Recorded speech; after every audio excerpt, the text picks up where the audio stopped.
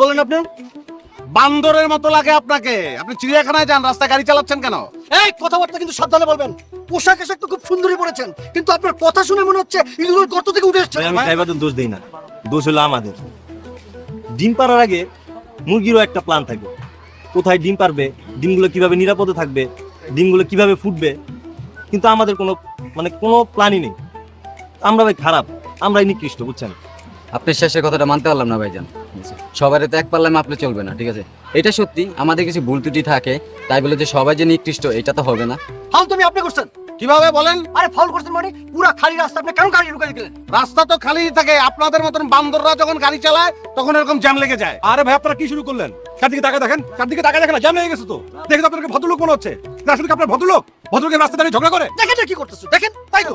আরে বাপরে বাপ, আমার বিবেক, আমার চাচা শ্বশুর চলে আসছে। লম্বা হইলেই মানুষ ভদ্র হয় নাকি? হ্যাঁ আপনি কি বলতে চান?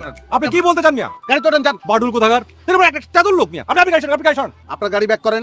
না না, আপনি আগে গাড়ি সরান, তারপর আমি যাবো। দেখছেন ভাই, দেখছেন ও ব্যবহার দেখছেন? চরম খারাপ, আর মানা দরকার। আচ্ছা ভাই, আপনি ইউরোপ আমেরিকার দিকে যান, সেখানে তো কোনো এরকম অবস্থা দেখিনি কখনো। ভাইজান আমার দেশ ভ্রমণের খুব নেশা, সবাই একটু আছেন। চেহারা দেখে তো তেমনটা মনে হয় না। ওই মিয়া, এটা কোন ধরনের কথা করেন? চেহারা দেয়া মনে হয় না মিয়া? আপনি মিয়া আমার সম্পর্কে জানেন মিয়া?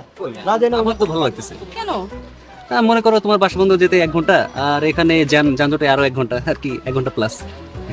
ভাই গাড়ি ব্যাক করুন। আরে আপনি গাড়ি সরান, কেন আপনি গাড়ি ফাউল সরান? আপনি করছেন।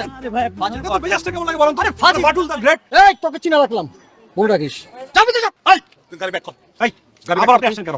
আরে গাড়ি ব্যাক কর। এই স্যার, ওই গাড়ি কর। আমারও চাবি আছে। ভদ্রলোকের বাচ্চা আসছে, বাটুল দি গ্রেট।